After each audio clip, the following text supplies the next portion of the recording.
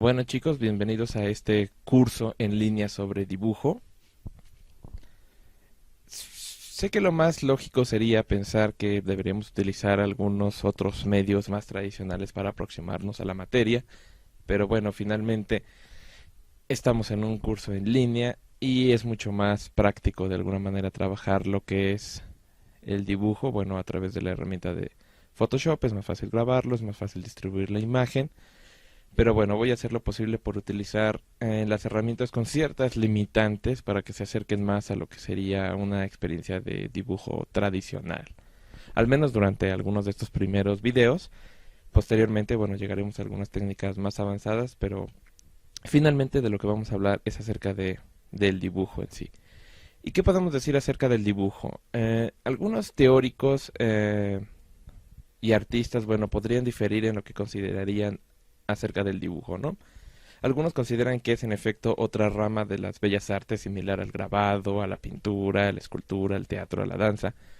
Y otros dicen que finalmente es sí una herramienta, pero con un fin más limitado, que es precisamente el de la previsualización, el de la planeación y el del inicio de los procesos, porque quizás de alguna manera no es una obra completa. Aunque claro, ustedes podrán encontrarse con una gran cantidad de teóricos, libros, que también pondremos aquí en la plataforma para que puedan revisarlos, que se especializan mucho más en lo que es la esencia del dibujo y tratan de convertirlo a sí mismo pues, en una expresión artística que no requiera de mayor trabajo. Yo en lo personal, bueno, lo considero quizás de ambas maneras. A veces los dibujos son tan buenos que pueden superar a muchas otras obras que son hechas con medios mucho más complicados, pero en la mayoría de los casos lo que hago con el dibujo es precisamente tener a la mano una libreta de bocetos y en efecto garabatear cualquier cosa que te venga a la mente, ¿no? Porque después podría irse, olvidarse y bueno, jamás vas a tener la manera de recuperar esa imagen. Hablando del dibujo, por ejemplo, algunos artistas como Vasily Kandinsky eh, se remiten al dibujo precisamente como este conjunto de relaciones que guardan el punto y la línea, ¿no? Incluso él tiene un libro que se llama Punto y línea sobre el plano, el cual también posiblemente pagamos por aquí, que es muy interesante y bueno, habla acerca de estas cuestiones. Básicamente, el punto es la mínima unidad gráfica o visual que de alguna manera tiene un paralelismo muy claro en la época actual, en la era digital, con la esencia del píxel, ¿no? El píxel es la mínima unidad visual que puede estar iluminada de un color en una unidad de tiempo fija, ¿no? En este caso, bueno, haciendo un zoom perpetuo con Photoshop, llegamos a esa imagen. Y una línea es este punto en movimiento, ¿no? Cuando nuestro apoyo gráfico está en efecto bien cimentado en nuestro medio y nosotros nos desplazamos, creamos una línea, ¿no? Entonces la línea es el rastro del punto o es un conjunto prácticamente innumerable de puntos que crean esta imagen. Y bueno, ahora partiendo un poco acerca de Loomis, otro teórico del dibujo, que también pondremos algunas imágenes, él dice que existen 7 usos de la línea, ¿no? Que son el contener, digo, el expresar su propia belleza intrínseca, dividir o limitar una área, un espacio, delinear pensamientos o símbolos, definir formas, límites o contornos, atrapar o dirigir al ojo sobre una dirección determinada, producir gradaciones grises y crear diseños y arreglos. Esas son sus 7 funciones de la línea. Entonces, de alguna manera, ahí podemos encontrar no solamente funciones relacionadas con el dibujo, sino incluso con el lenguaje y la comunicación, ¿no? El definir un símbolo, que bueno, tendría que ver con otras cuestiones, como por ejemplo el estudio de las tipografías y demás. Ahora, por ejemplo, pensemos en la imagen más típica que nos puede venir a la mente al respecto del dibujo, que es precisamente, o bueno, más bien de la línea, que es cómo podemos recrear lo real a través de su representación gráfica con el uso de la línea. Entonces, por eso, bueno, vamos a hacer este pequeño primer dibujo que es una suerte de modelo a seguir y que nos ayudará mucho como referencia para cualquier tipo de dibujo que realicemos después, que es esta simulación de volumen a través del uso de líneas, ¿no? Tenemos esta pequeña figura, un círculo, que bueno, través del uso de las líneas encontradas, yuxtapuestas, combinadas, cruzadas y conflictuadas, generan la sensación de planos, de tonos y de formas. Entonces en este caso, bueno, tenemos que estas líneas encontradas en diferentes grados y cruzadas no solamente dan una cierta línea que nos sugiere la forma del objeto, sino que además nos sugiere la manera en la que la luz reacciona con ella, cae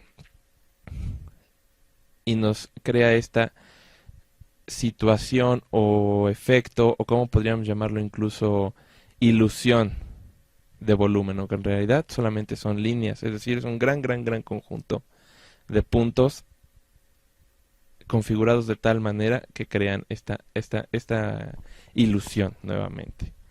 Es ahí donde está esta cuestión del poder del dibujo, ¿no? Es, de nuevo, retratar las ideas que nosotros podemos tener en la mente, estamparlas y darles un orden físico al recrearlas a través de estos medios en un sustrato como puede ser el papel, como puede ser una pared, como puede ser un lienzo y demás. Vamos a crear una pequeña capa para darle algunas líneas más para que la sección de la luz no sea tan grande. Y bueno, vamos ahora a definir las áreas. Esta es la luz directa, finalmente el espacio más iluminado. La segunda zona es lo que llamaremos la sombra, cuando empieza a oscurecer. La tercera es la penumbra, que es el punto más oscuro al que se llega. Luego tenemos la luz reflejada, que cae, digamos en este caso, a la línea del suelo donde está supuestamente empotrada nuestra esfera. Y luego tenemos la sombra proyectada, que es proyectada en efecto por el mismo objeto sobre el medio rígido donde se encuentra, ¿no? Como se darán cuenta, esto es una representación bastante común, sencilla, pero funciona. Ahora vamos a crear una pequeña capa y vamos a utilizar otros medios un poco más complicados para sugerir este mismo volumen, que en este caso es a través de la degradación de tonos. Es decir, tenemos un cambio progresivo entre los tonos, de los más claros a los más oscuros.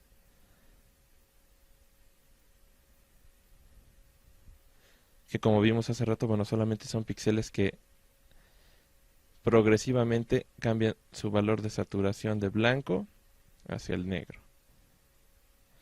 Realmente no es lo que vamos a ver, al menos no el día de hoy, en el dibujo que tengo planeado, porque de nuevo lo que quisiera es trabajar en este caso solamente esta noción acerca de la línea, pero bueno, creo que nos ayuda a darnos una idea de lo que podremos ver más adelante en el curso. Entonces en ese caso digamos que, bueno, me venía a la mente un cómic ya algo viejo de esta serie de videojuegos, Street Fighter. Lo publicaban en la revista Club Nintendo hace ya muchos años. Y cuando aparecía por primera vez el maestro de Ryuken, Gouken, él curiosamente le decía a Ryu que no le iba a enseñar nada, pero que si quería aprender, observara. No les estoy diciendo precisamente que básicamente llegarían y me verían dibujar y aprendan lo que quieran, pero creo que es la manera más clara de llegar al conocimiento práctico, que es precisamente a través de la recreación y la reproducción. Hay un libro muy interesante de Walter Benjamin, espero, bueno, tal vez también ponerlo aquí en la plataforma, que se llama El arte en la época de su reproductibilidad técnica, ¿no? Y habla precisamente acerca de esta cuestión sobre la obra de arte única, ¿no? Es decir, solamente hay una Mona Lisa, solamente hay un David, solamente hay un Guernica, pero él también se refiere y justifica los nuevos métodos de creación artístico de alguna manera, aunque bueno, más bien los ataca, pero bueno, se refiere al hecho de que cuando los artistas, incluso en épocas tan consagradas como el Renacimiento, estaban tratando de aprender a ser artistas, bueno, finalmente la manera en la que lo hacían era copiando, ¿no? Como le dirían algunos grandes pintores italianos, ¿no? Bueno, ahí hay una gran cantidad de estatuas en la ciudad, ve y cópiales. y así irás aprendiendo cómo ser un gran artista. Bueno, entonces, de alguna manera lo que quisiera hacer aquí, ahorita ya empecé con un poco de trampas, pero bueno, voy a tratar de no volver a caer en esto, es utilizar solamente la línea, aunque bueno, ahora verán que reincurriré en algunos errores. Aquí estoy teniendo algunos pequeños problemas con el selector de color por el software que utilizo para grabar la pantalla, pero bueno, nuevamente vamos a crear planos de nuestro dibujo simplemente con la línea. Esto puede hacer el trabajo un poco cansado, pero es viable, ¿no? Esto es lo que llamaríamos el esgrafiado, el sketching, creo que le dicen también en inglés, y es precisamente líneas. Y esta sobresaturación de líneas son las que van a crear los volúmenes de nuestro dibujo. Entonces en este caso, bueno, como pueden ver tenemos una pequeña estructura que también entraremos un poco más en detalle después. De alguna manera pues quisiera que fuera una suerte de video introductorio al tema. Y bueno, tenemos nuevamente esta cuestión, ¿no? Una estructura anatómica básica, generalmente son figuras geométricas muy sencillas, y tenemos este uso continuo de líneas para generar los volúmenes y las sombras. Por ejemplo, aquí tampoco quisiera entrar mucho en detalle acerca del rostro, entonces bueno, siéndoles honestos, voy a dibujarle una pequeña máscara de estas llamadas anime gao, pero bueno, por ahora vamos a definir otros rasgos.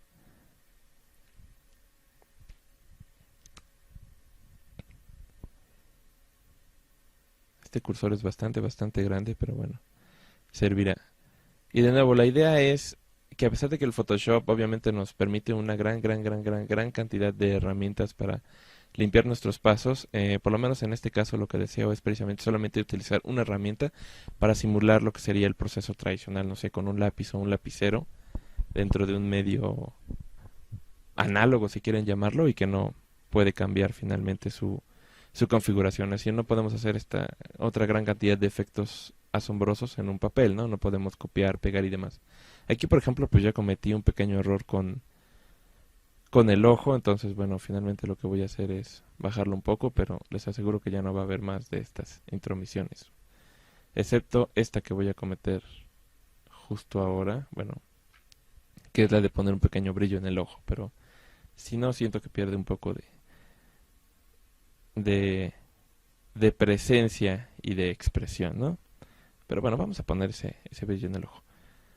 Aunque de alguna manera esto me está recordando un poco a esos extraños videos sobre pintura con Bob Ross, y no quisiera que fuera el caso porque de alguna manera es considerado como un pésimo ejemplo al respecto de los pintores y artistas plásticos, pero bueno, se ha ganado su lugar en el corazón de mucha gente. Aunque también estoy pensando al respecto de, bueno, exactamente en qué edad, a qué personas está enfocado este curso. Bueno, está abierto al público, pero posiblemente muchos de ustedes ni siquiera sepan quién es Bob Ross. Quizás sería conveniente que en algún momento, bueno, lo revisaran, regresaran un poco, revisaran un poco en internet y encontraran esos extraños videos que antes pasaban en el Canal 11 y eran, bueno, relativamente entretenidos. En este caso también para simular lo que sería quizás un pequeño marcador de agua o algo por el estilo, tengo habilitadas las funciones del Photoshop para que la sensibilidad de presión de la tableta no solamente aumente la opacidad del tono del trazo, sino también el grosor de la línea, no mucho, pero sí un poco. Entonces funciona porque además uno realmente se puede cansar de dibujar por estar haciendo presión sobre la tableta, lo cual es algo que no pasa muy a menudo con este tipo de dispositivos, ¿no? Son tan sensibles que tú puedes configurarlos inmediatamente para que no tengas que hacer un gran esfuerzo para obtener tonos muy marcados. Eso de alguna manera es, creo que, algo importante, ¿no? No recomiendo precisamente empezar a dibujar con tableta porque el no contar con la textura del papel en el que están trabajando no genera esa misma lucha entre el lápiz y el material. Es decir, no es una superficie perfectamente suave y que corre a la perfección, sino que de pronto tiene estos pequeños baches por la misma fibra que forma el papel, y eso es muy necesario para algo muy importante que después también hablaremos, o bueno, al menos en la cuestión de lo que llamaríamos quizás tareas, que es el generar una fuerza en el trazo. ¿Qué es la fuerza en el trazo? Es esta cuestión de decisión al estar dibujando, es el dibujar rápido, pero no dibujar líneas completamente amorfas, es decir, tener un conocimiento de la imagen que se desea plasmar y en efecto plasmarla sin mayor consecuencia, sin mayor conflicto, es decir, ir por ello, ¿no? Esta fuerza en el trazo se puede generar de varias maneras y creo yo que es uno de los grandes déficits en cuanto a la educación en artes, ¿no? Es decir, sí, te enseño a dibujar, te enseño estas cuestiones básicas, te enseño acerca de proporción, pero no tienes un músculo, un brazo en este caso, suficientemente entrenado o fuerte para, y seguro además, para realizar este tipo de acciones. ¿Cómo se hace esto? Bueno, de nuevo, básicamente es un ejercicio y no estoy diciendo que tengan que hacer pesas, ni mucho menos con la mano o con el brazo. Yo, por ejemplo, les podría citar, no sé, el ejemplo de mi experiencia personal, que es que, bueno, cuando yo era más pequeño, mi padre dibujaba un poco y dibujaba principalmente figuras de caricaturas, ¿no? Él tenía un amigo cuando era más joven que dibujaba para Walt Disney, hace ya bastantes años. Entonces mi padre sabe dibujar algunas imágenes tradicionales como puede ser Pato Donald, Mickey Mouse. Y en algún momento cuando estaba en boga una caricatura que se llamaba Tiny Toons, allá por los oscuros años 90, eh, salieron algunas ítems coleccionables que tenían las imágenes de estos personajes. Mi padre me hizo algunos dibujos a lápiz y lo que yo hice fue calcar esos dibujos muchas veces, ¿no?